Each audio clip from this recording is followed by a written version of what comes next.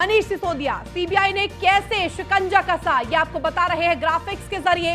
17 अगस्त 2022 को CBI FIR में सिसोदिया आरोपी नंबर 1 बताए गए। 19 अगस्त को 2022 में मनीष सिसोदिया के घर पर सीबीआई ने छापा मारा और इसके बाद 30 अगस्त को यह कड़ी पहुंच जाती है। मनीष सिसोदिया के बैंक लॉकर खंगाले गए और जानकारी एकत्रित की गई। 17 अक्टूबर 2022 को मनीष सिसोदिया से 9 घंटे तक सीबीआई ने पूछताछ की और इस पूछताछ में तमाम पहलुओं पर जांच की गई। 25 नवंबर 2022 को सीबीआई ने चार्जशीट दाखिल की। और मेरे साथ कमल किशोर संवाददाता जुड़ गए हैं ज्यादा जानकारी के साथ। कमल, क्या कुछ अपडेट आपके पास? आज कोर्ट में सुरक्षित अपना फैसला रिमांड को लेकर सुनाया है, आगे क्या कुछ महत्वपूर्ण तस्वीरें आप बता सकते हैं हमारे दर्शकों को?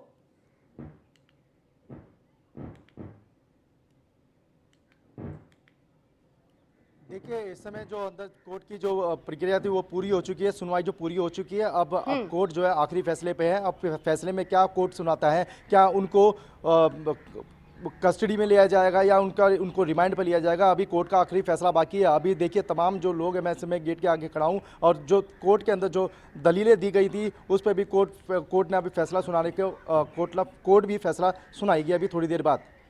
कमल, क्योंकि रिमांड को लेकर खासा ज्यादा इसमें कंट्रोवर्सी बन रही थी कि मनीष सिसोदिया के रिमांड पर कोर्ट महत्वपूर्ण फैसला सुना सकती है, जिसको सुरक्षित रखा गया है कोर्ट के पक्ष में और आगे भी फैसला सुनाया जाएगा। क्या माना जाए, क्या फैसला होगा कोर्ट का? बिल्कुल, देखिए, जब सीबीआई ने पहले 15 दिनों की रिमांड मांगी थी, फिर उसके बाद 5 दिन की रिमांड मांगी थी। सीबीआई कथित तौर पर यह मानती जा रही है कि हम मनीष सिसोदिया को जो है रिमांड पे लें, लेकिन कोर्ट ने इसको सुरक्षित रखा है और अभी देखते हैं कोर्ट का आखिरी फैसला क्या आने वाला है। कमल, क्योंकि जगह जगह पर आम आदमी पार्टी भी इस वक्त विरोध प्रदर्शन करती हुई दिखाई दे रही है, क्या ताजा तस्वीरें प्रदर्शन से जुड़ी आपके पास?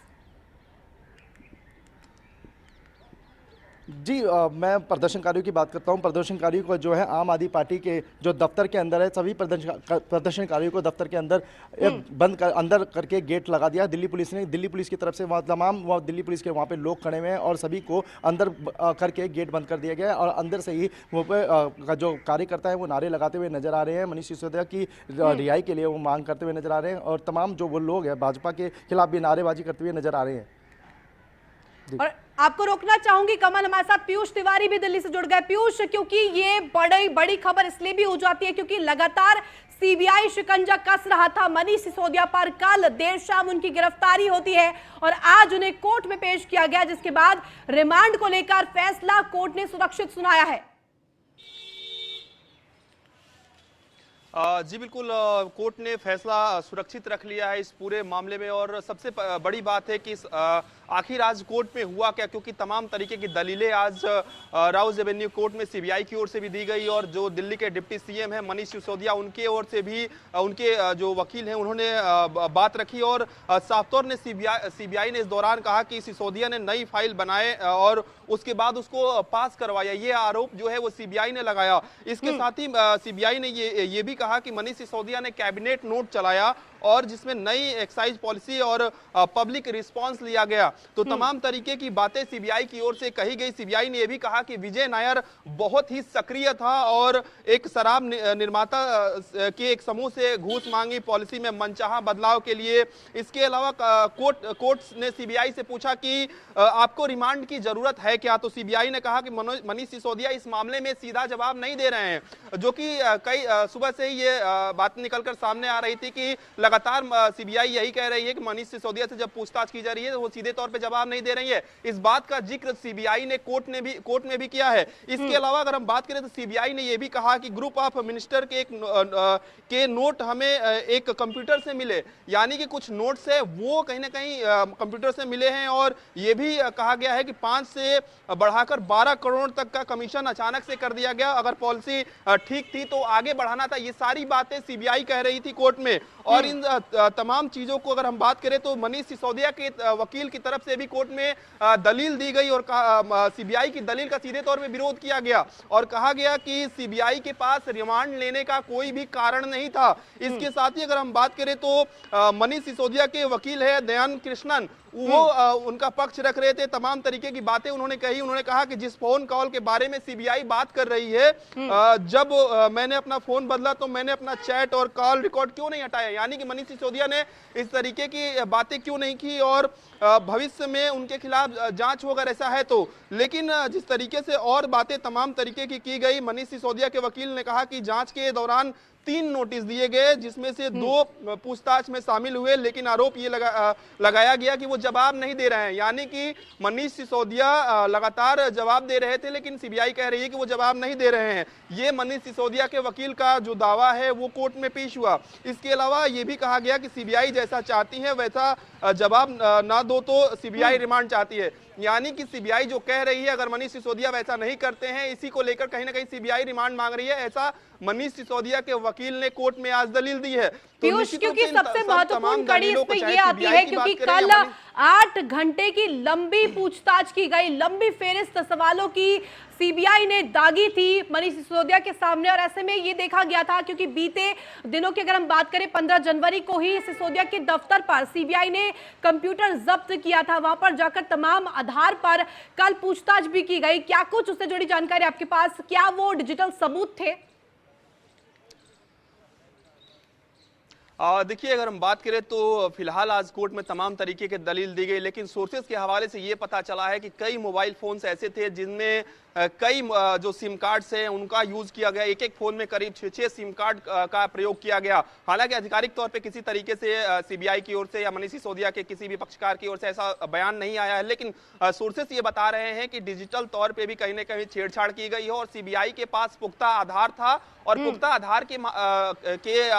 आधार था और यही कारण है कि पहले भी जो कार्रवाइयां हुई है, चाहे मनीष सिसोदिया से पूछताछ हुई या उनके घर पर टीम पहुंची थी, उसके बाद देर रात तक पूछताछ हुई, तो निश्चित रूप से कई लोगों को कहीं ना कहीं अगर हम बात करें तो आरोपी बनाया गया था और वही कारण था कि एक के बाद एक लगातार जांच चल रही थी और महीनों से ये प्रक्रिया चल रही है कि कोई ये अचानक से नहीं हुआ कि कल को सीबीआई गई और मनीष सिसोदिया को उठाकर ले जाकर गिरफ्तार कर दिया और आज कोर्ट में पेश कर दिया। महीनों से ये कार्रवाई चल रही थी। मनीष सिसोदिया के बैंक लॉकर तक को खंगाले गए। हालांकि आम आदमी पार्टी लगातार यही दावे करती रही कि आम आदमी पार्टी निष्पक्ष है, दिल्ली के डिप्टी सीएम निष्पक्ष है और जिस तरीके से उन्होंने दिल्ली में शिक्षा मॉडल को बेहतर किया है उससे कहीं ना कहीं केंद्र सरकार घबरा गई है, बीजेपी की सरकार घबरा गई है। और यही कारण है कि आज देखिए, आज भी जो आम आदमी पार्टी के तमाम नेता है, चाहे राज्यसभा सांसद संजय सिंह की बात करें, वो आक्रामक नजर आए। उन्होंने कहा कि अगर मुझे 1 घंटे के लिए ईडी या सीबीआई सौंप दिया जाए तो मैं प्रधानमंत्री नरेंद्र मोदी या गृहमंत्री अमित शाह को 1 घंटे के अंदर जेल में डाल दूंगा। इसके अलावा अरविंद केजरीवाल का भी ट्वीट आता है, वो कहते हैं कि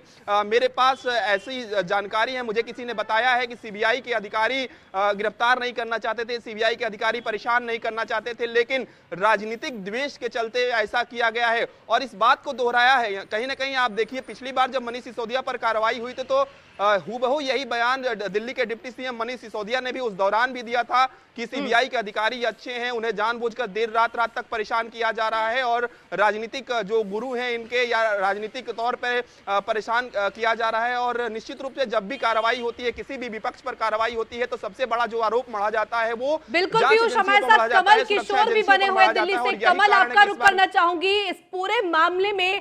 दरअसल देखा यह गया है कि पहले करप्शन का मामला सामने आता है, उसके बाद एक्शन लिया जाता है और अब आम आदमी पार्टी प्रदर्शन कर रही है। क्या ताजा अपडेट, क्या कुछ प्रतिक्रिया आम आदमी पार्टी की इस पूरे कोर्ट में पेशी को लेकर अभी तक? हाँ बिल्कुल, देखिए जो केंद्र का रवैया जो तानाशाही जैसा रहा है, सौरभ भारद्वाज है, उन्होंने भी कहा था कि आम आदमी पार्टी के ऊपर गंभीर आरोप लगाते रही है भाजपा। और देख सकते हैं तस्वीरें जो दोनों तरफ की दिखाऊंगा, ये जो तस्वीरें हैं इस छोर से लेकर उस छोर तक दोनों तस्वीरों को यहाँ पर, दोनों गेटों को यहाँ पर बंद कर दिया गया है। तमाम जो दिल्ली पुलिस के लोग हैं वो मौजूद हैं। आम आदमी पार्टी के जितने भी कार्यकर्ता हैं वो उनके दफ्तर के अंदर बंद कर दिए गए हैं, उनको बाहर से बंद करके गेट बंद कर दिया गया और दिल्ली पुलिस के लोग वहाँ पर मौजूद है ताकि कोई किसी तरीके का कोई हल्ला गुल्ला ना हो, किसी तरीके का कोई शोर शराबा ना हो। लेकिन देख सकते हैं तस्वीरें जो है कोर्ट के बाहर की दिखाऊंगा, क्योंकि जो कोर्ट का जो आखिरी फैसला है वो आने वाला है। कोर्ट क्या फैसला लेती है, क्या फैसला होगा कोर्ट का। बिल्कुल कमल, हमारे साथ पीयूष भी बने हुए। पीयूष, आपका रुख करना चाहूंगी, जिस तरह से इस पूरे मामले में देखा गया कि विपक्ष के नेताओं ने तमाम प्रतिक्रिया दी है, भाजपा के ऊपर तानाशाही का आरोप आम आदमी पार्टी ने लगाया और ये कयास लगाए जा रहे हैं कि विपक्ष इस पूरे मुद्दे पर भाजपा को घेरेगा। देखिए, अगर हम बात करें विपक्ष की, तो निश्चित रूप से जब भी किसी विपक्षी दल के किसी बड़े नेता पर, हाई प्रोफाइल नेता पर इस तरीके की कार्रवाई होती है, तो अक्सर विपक्षी दल जो है वो एकजुट हो जाते हैं और लगातार सत्ता किसी की भी रही हो, केंद्र में कोई भी सरकार रही हो, उसको घेरने का प्रयास किया जाता है और यही इस पूरे केस में भी हो रहा है। आप देखिए, जब कार्रवाई हो रही थी, गुजरात के विधानसभा के चुनाव थे, तब सीधे तौर पे कहा गया कि आम आदमी पार्टी को इसलिए परेशान किया जा रहा है क्योंकि विधानसभा के चुनाव गुजरात में और आम आदमी पार्टी के बड़े नेता जो है वो दिल्ली से गुजरात ना जा पाए और इसलिए इस तरीके की कार्रवाई की जा रही है। लेकिन समय बीता और फिर से अब ये जब कार्रवाई हो रही है, सेम कार्रवाई हो रही थी, महीनों से ये कार्रवाई चल रही है, तो अब इस मामले में अब क्या कहा जा रहा है? अब कहा जा रहा है कि अडानी मामले में कहीं ना कहीं इसको लिंक किया जा रहा है। कहा जा रहा है कि केंद्र सरकार अडानी मामले में कुछ नहीं करती है और मनीष सिसोदिया को जानबूझ के परेशान किया जा रहा है। तो निश्चित रूप से तमाम नेताओं के बयान जो है वो बदलते।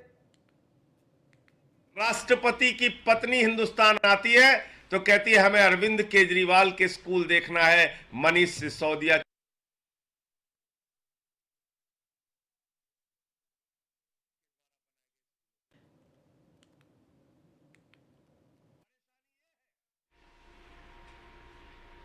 कि आज जो दिल्ली सरकार की लोकप्रियता पूरे देश में बढ़ रही है, अरविंद केजरीवाल और आम आदमी पार्टी की लोकप्रियता पूरे देश में बढ़ रही है, उससे बौखला कर यह कार्रवाई की जा रही है।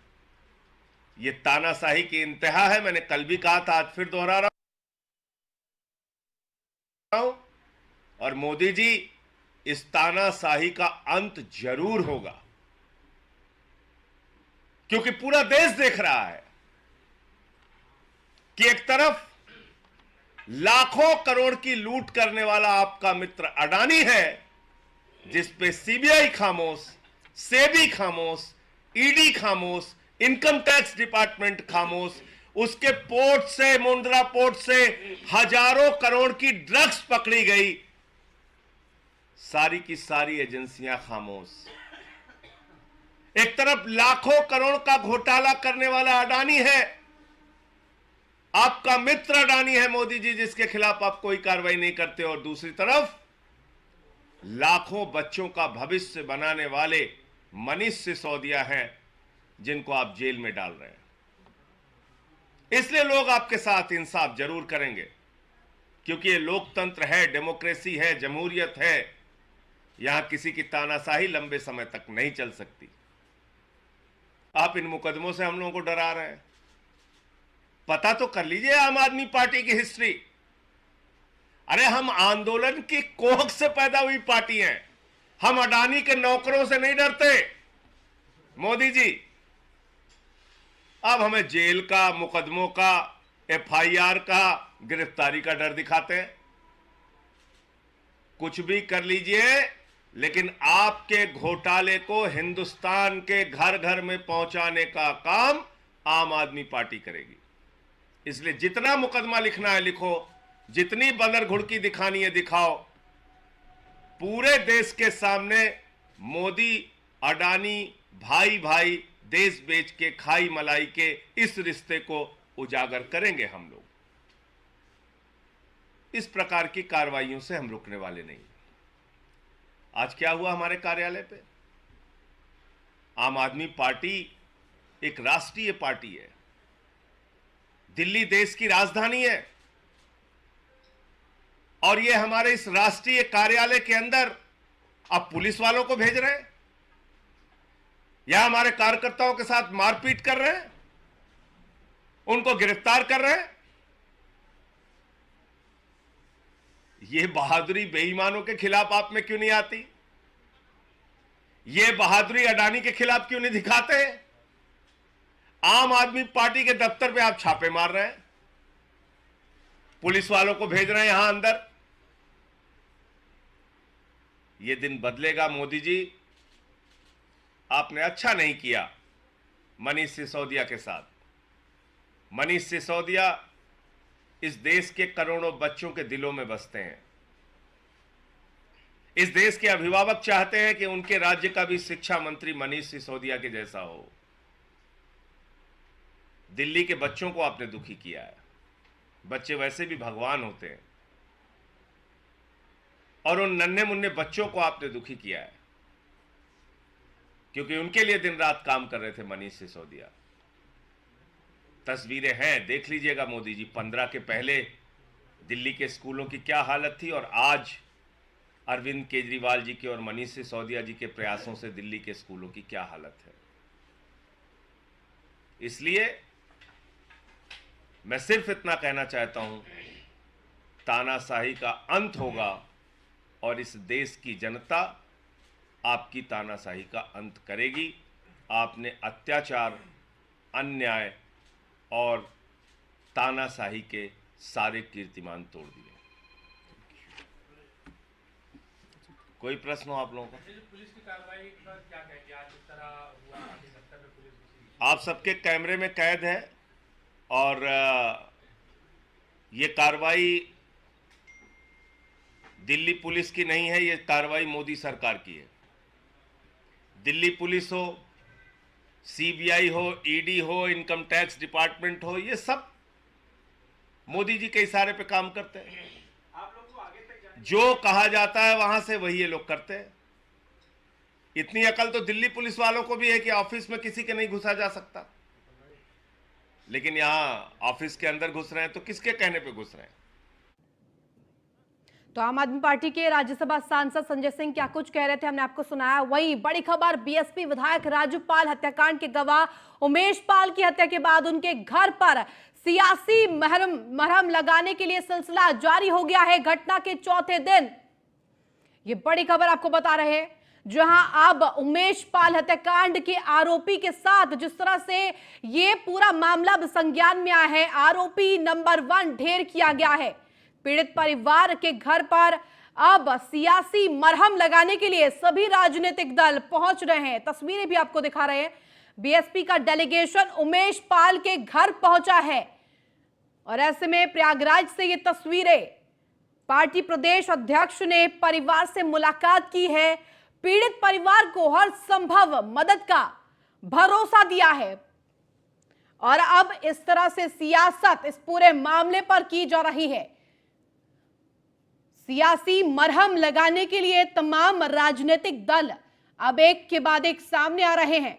पार्टी प्रदेश अध्यक्ष ने परिवार के साथ मुलाकात की है, तस्वीरों के जरिए हम आपको दिखा रहे हैं।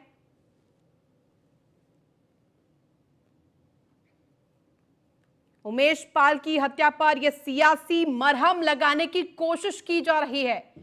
उमेश पाल हत्याकांड में जिसमें कि आज बड़ी अपडेट भी सामने आई थी, आतंकी कह सकते हैं उसको, और आरोपी नंबर 1 ढेर किया गया है।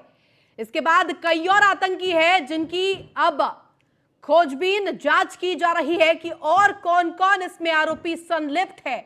उमेश पाल की हत्या पर यह सियासी मरहम लगाने का प्रयास किया जा रहा है। बीएसपी का डेलीगेशन उमेश पाल के घर पहुंचा है।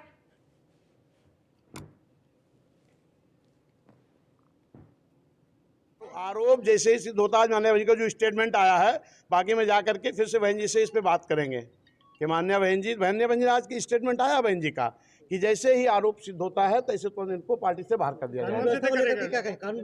कानून व्यवस्था बिल्कुल चरमरा गई है, जंगल राज कायम है। अभी धर्मेंद्र पाल हमारे एक लखनऊ में उनकी हत्या हो जाती है, बलिया में एक पाल साहब की हो जाती है, अभी कानपुर में आपने देखा कि एक ब्राह्मण की बेटी, माँ बेटी की किस तरीके से उनकी हत्या हो जाती है। उसमें जमीन का अगर विवाद था, विवाद को सुलझाया भी जा सकता था।